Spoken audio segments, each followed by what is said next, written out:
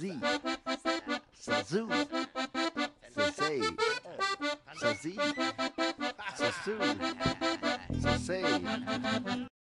Vi skal have en forfatter, der skriver en historie, og hvor alle de andre spillere går ind og spiller det, som den her forfatter nu skriver.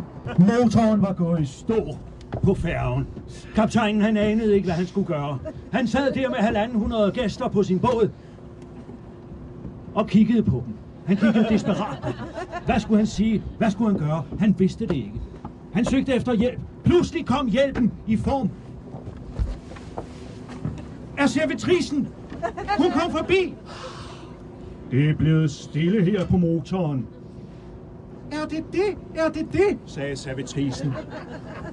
Han kiggede hende dybt i øjnene. Meget dybt i øjnene. Han kiggede hende ekstremt dybt i øjnene.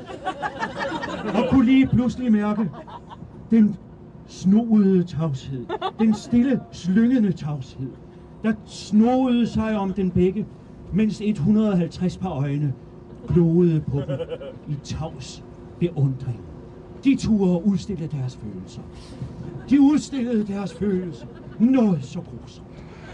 De udstillede dem endnu mere. De kravlede op og udstillede deres følelser. Noget så grusomt. Lykke! Lykke!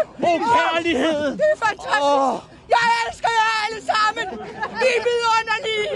I varmer mit hjerte! Også du! Men øjeblikket måtte komme, og motoren gik i gang igen, og vi fortsatte. Så zi, så zu, så se, så zi, så su, så se.